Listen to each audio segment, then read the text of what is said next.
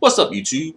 Welcome back. So in this video, I want to talk about the situation involving Chad Wheeler and his girlfriend, and also relate that situation back to the community.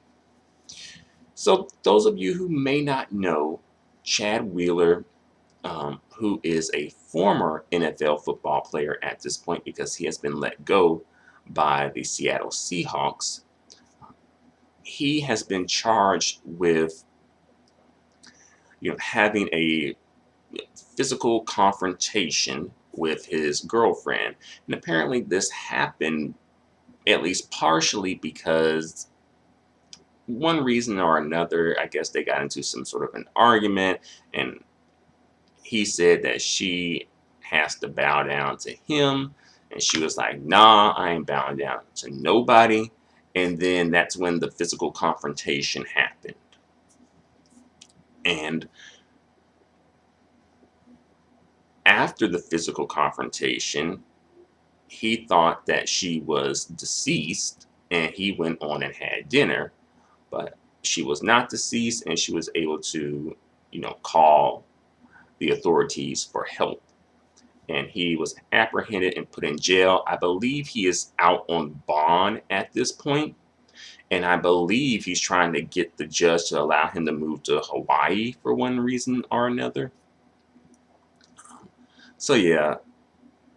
And also, he has been diagnosed as bipolar too, and some people are saying this is a result of him being bipolar, and that could play a part in it, but I'm not going to let Chad off the hook that easily. Um, but, that is something to note, that he is bipolar, and this could have been some sort of a violent bipolar episode or whatnot, you know. And then some people brought up Kanye West and saying, well, Kanye West never did this to Kim Kardashian. And I'm like, well, Kim Kardashian and Kanye West are physically separated, and as well, I believe, legally separated as well.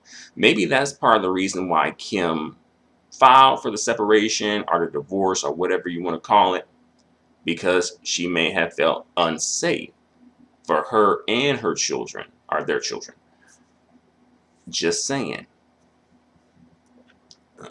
Just because it hasn't happened doesn't mean it couldn't happen, right?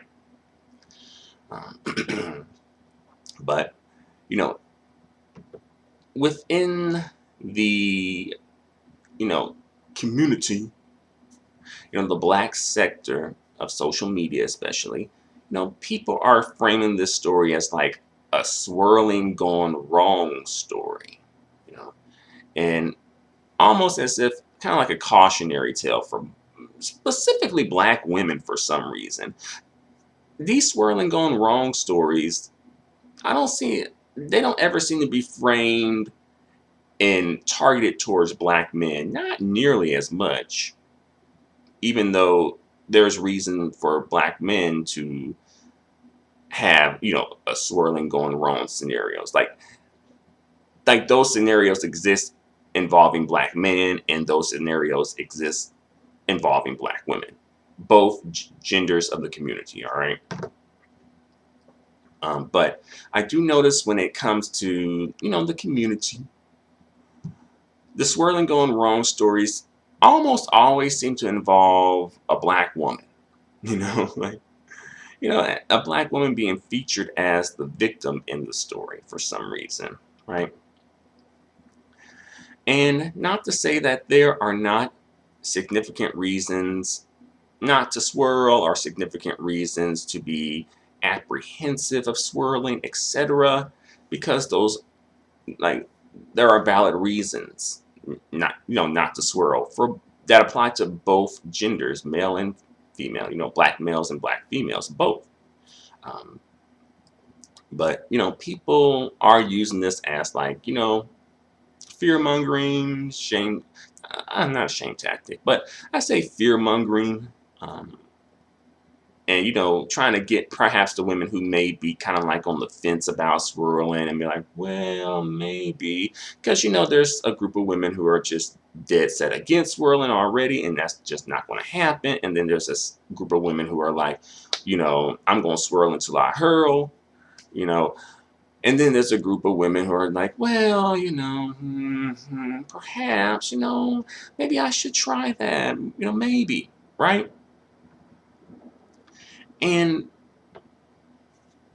you know I wouldn't mind the swirling going wrong stories directed at Black women so much if there were also swirling going wrong stories directed at Black men. But for some reason, that seems to not be the case for some reason. It's just like, well, you like what you like, you know? You can have a preference. Oh, he don't hate Black women just because he with a non-Black woman.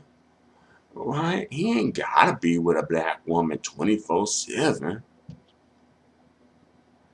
And those things can be true. You know? And then also a lot of people like kind of like masquerade and pretend like they coming from a good place when they, present these stories about Black women kind of like getting caught up in bad situations while swirling. But a lot of these people, I don't know if they're coming from a truly legitimate good place with it. I think it's just more so, let's, make an example out of this Black woman. And as well, let's even take a little bit of glee in the fact that this happened. Because a lot of people feel like, oh, that Black woman, she thought she was too good for Black men. So this is what happens. Right? This is what happens when you Black women think y'all too good for Black men, you know. And again, if the situation was a bit more fair and balanced, since folks love to push fair and balanced, right? If it was more fair and balanced, then I could probably be more supportive of that. But it doesn't seem to be fair nor balanced. It just seems to be unfair and unbalanced, against Black women. And also, to be fair, like the name of the Black woman involved in this situation has not been released, at least as of yet. I searched for the name. They said that the name has not been publicly released as of yet. Nevertheless, I don't see people bringing up the possibility, at least, that this woman could be non-ADOS. Whether she is ADOS or non-ADOS, I feel like that's going to be completely irrelevant. I feel like no one is going to really concentrate on that because they're going to be taking this situation at face value. This involved a white man physically confronting and having a physical confrontation with a Black woman, regardless of her being born in this country, on that continent, whatever. That's how folks are going to take it. And, you know, I bring this up because a lot of times when these situations involve Black men and Black women, all of a sudden, ADOS comes up as a factor. ADOS versus non-ADOS, they come up as factors. And as I mentioned in the previous video that I did, it don't matter. It don't matter. All right. And partially just because folks are going to take this at face value. And as well, the situation is like almost, I think, practically global at this point. And as well, those men probably may have even had some sort of ADOS influence. Because you can be non-ADOS but raised within kind of like the ADOS community or environment, culture, whatever you want to call it, and get that influence as well, right? Because there's some people you wouldn't know that they're non-ADOS until they told you. And then there's some people it's kind of obvious, right? But yeah, I feel like people's motivation behind the concern is it's not so much concern about the Black woman who was a victim, unfortunately, but sadly not surprising. It's more so a concern about letting Black women know not to swirl and perhaps going after a white man. And you know, more so even just concerned about Black women not swirling. I don't even think it's really even so much, let's bring down this white man, this no good white devil, right? Nah, I don't think that's really the motivation behind this, right? And, you know, I've also, this is a bit off topic, but it relates. It circles back though. Um, so, a lot of times when we have conversations about swirling within the community, folks like to bring up the case of Loving versus Virginia and say like, oh, it was a Black woman. It was a Black woman. You all blame the swirling on Black women, but it was a Black woman who ushered in the swirl crew, who ushered in the swirl movement. It's Black women, not Black men. And I'll say that there were some Black men who tried to quote unquote usher in the swirl movement via the court system, but they were just not successful. All right. When it comes to Loving versus Virginia, all right, that was a white man trying to marry a Black woman. The last name is his last name, Lovings. Like both of them, under his last name, Lovings versus Virginia. And he leading the charge on that. So it was a white man who ushered that in, or helped to usher that in, right? And as it should be, to an extent at least, I mean, white men are the most privileged group in this country. So, if it was a Black woman doing it, it would, nah, no, right? That's probably how it got passed in the first place, because a white man was helping to usher it in and was advocating for it, right? Yeah, his Black wife went along with it. That is true. And yeah, there is some seedy details possibly about their situation. Okay. But nevertheless, it went down as a white man helping to usher in the whole Lovings versus Virginia and allowing interracial marriages to be legal. All right. Yeah, again, a Black woman did go along with it. All right. She did. But let's not get it twisted. Who was leading the charge about that? And as well, who's taking advantage of these of the law the most? Oddly enough, it's Black men, statistically speaking, not Black women, right? So I think we got to kind of get that straight too. Right. And also, when it comes to Black women swirling versus Black women not swirling in relation to protection from the community, either way it goes, Black women who swirl and Black women who do not swirl tend to not get protection. Like, and it's an argument for Black women who swirling to not get protection because it's like, oh, well, you went outside of the community. Oh, well, you should ask that white man to protect you. And that's a valid, argument. But the thing is, when Black women do, quote unquote, do everything right, right? Never swirled a day in her life, right? Black kings only, right? You know, black children, right? Darker than 1,001 midnights, right? Still, there is a extreme lack of protection, right? At that point, the black woman oftentimes just gets ignored. Like, if she never swirled or anything and everything checks out, sometimes she just gets ignored. Like, don't get fooled by this Breonna Taylor situation that happened. As I mentioned before, Breonna Taylor, her situation, it happened at the right time. That's the reason why. Because we had situations like that before with like Sandra Bland and Corinne Gaines and other black women.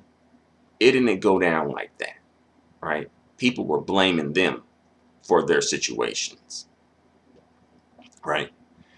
And not to say that there is no blame to be placed, but when black men, mess up and get caught up in the system by their own, at least playing a part in it, folks aren't so quick to bring up like, oh, what did that black man do? You know, how was that black man dressed? Oh, he was sagging his pants. Oh, he kind of looked like a thug. Maybe that's why they shot him. Maybe that's why they profiled him, because he looked like he was up to no good, right? People in the community don't say that. And if they do, a lot of people check them on that and be like, that's anti-blackness. Oh, that's white supremacy coming out of you. Right? Even though these dudes do participate in activities that do put them in harm's way and put them in positions to get detained by the cops or shot by the cops or whatever, right? But ultimately, I just say all this to say that, black women who swirl do not get protection, obviously, and black women who do not swirl oftentimes do not get protection. It may be a case here and there, but oftentimes it seems more or less the black women who swirl and do not swirl are on a more or less just about the same level when it comes to receiving protection specifically from black men in the black community, right? Even some black women, for some reason, are less likely to be concerned about black women, whether they're swirling or not, in regards to protection. But when it comes to black men in regards to protection, then it's like, well, like if the dude is a swirler, like say George Floyd, it's like, well, that's a bigger picture. We got to think about the bigger picture here. It don't matter that he was swirling. He ain't deserve to get taken out like that. He deserved to have due justice and due processing. And those things are true. But I don't see people coming through with those arguments when it comes to black women getting caught up, right? And some people are going to be like, well, that black woman wasn't the victim of police brutality. She was the victim of, KB's brutality.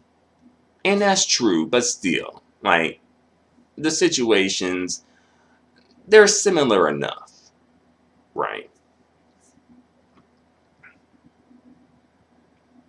And also, I feel like this whole situation that we're talking about when it comes to black women receiving protection and not receiving protection, whether they're swirlers or not swirlers, I feel like this ultimately traces back to slavery.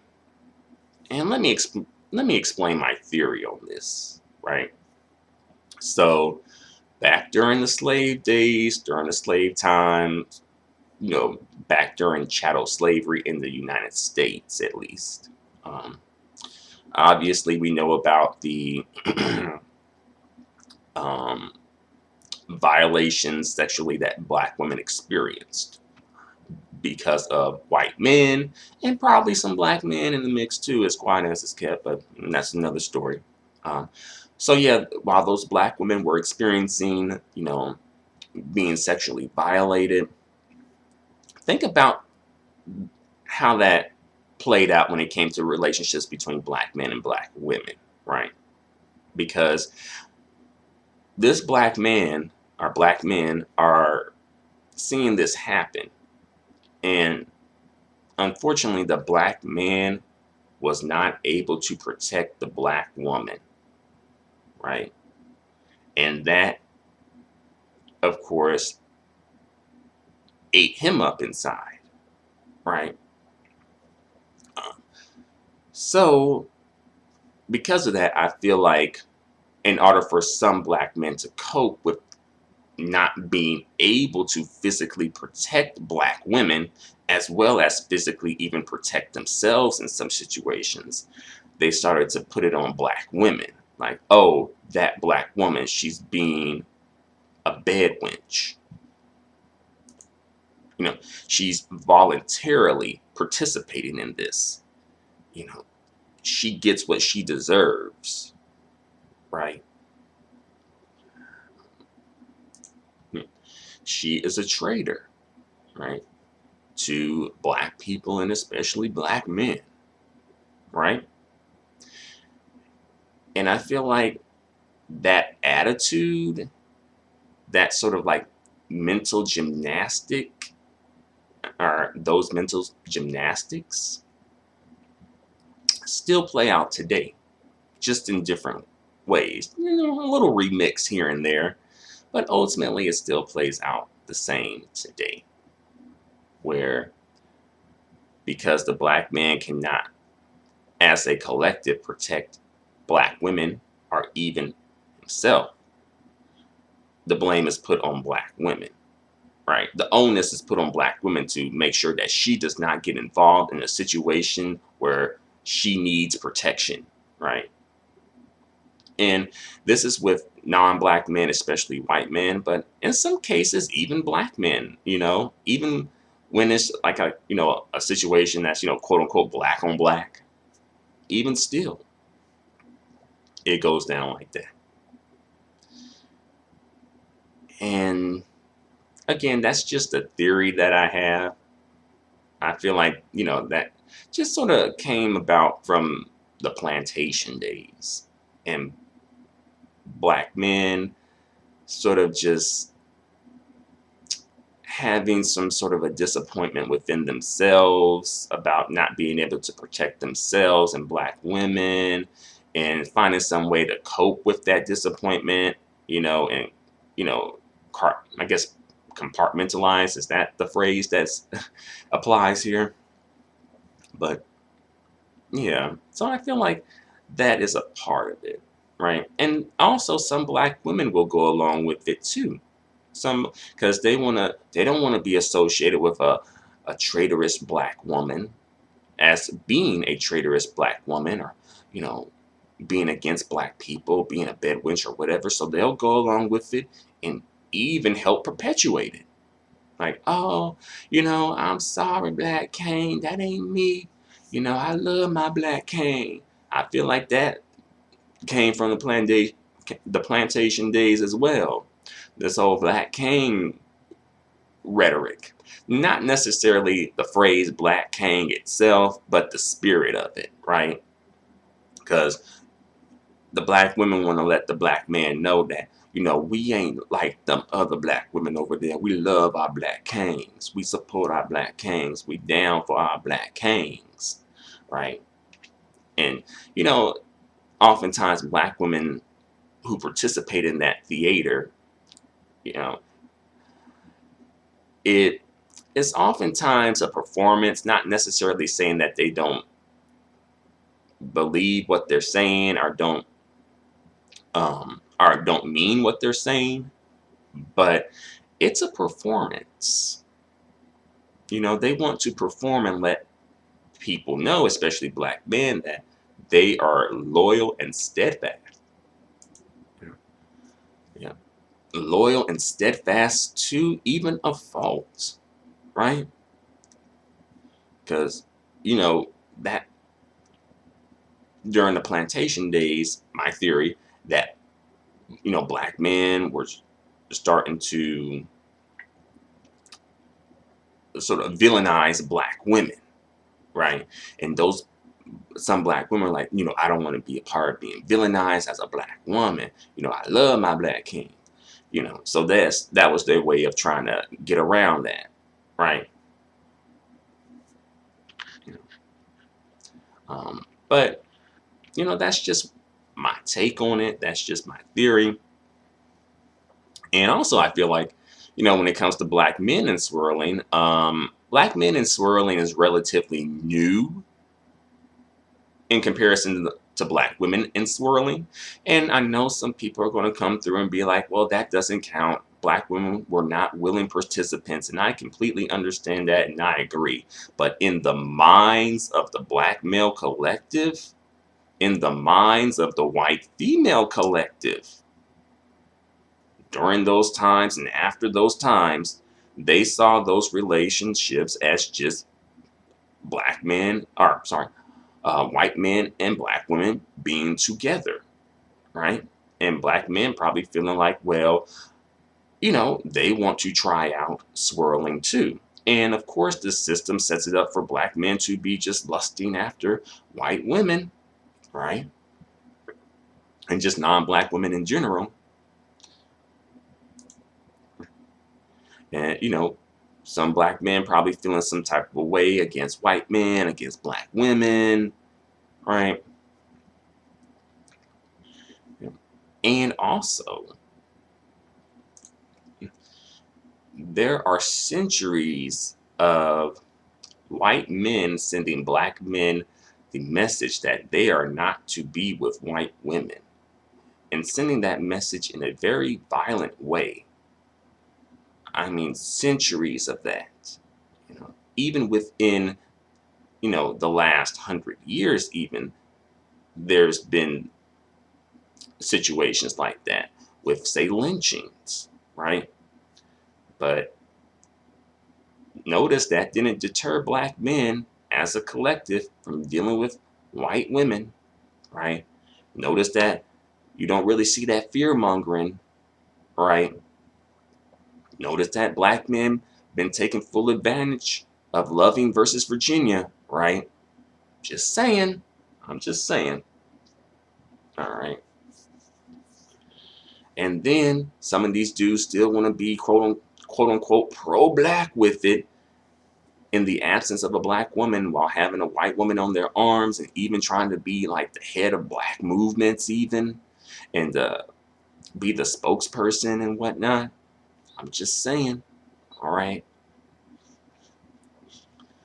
Folks can do what they want to do. Folks got a right to, participate in the relationships they want to participate in and all that good stuff. But, let's just call things out and let people know what exactly they're about. Call things out for what they are, right? And I'll say that black women do have to choose better across the board, right? I don't know the situation with this black woman involved with Chad Wheeler, so I don't know.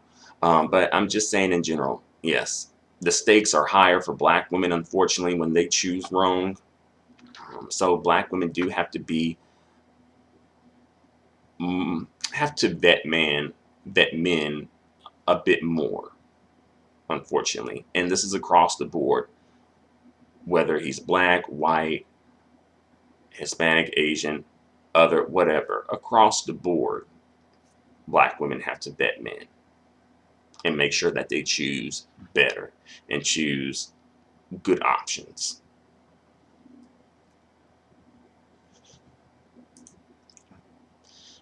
But I'm going to bring this video to a close. I don't want to go on for too long, but I just wanted to come through and just let you know my take on, this situation and whatnot. And hopefully that woman involved, that black woman involved, can get some justice. She can get a nice payout too. Hopefully, right? So let me know what you think in the comment section. And until the next video, adios and goodbye for now.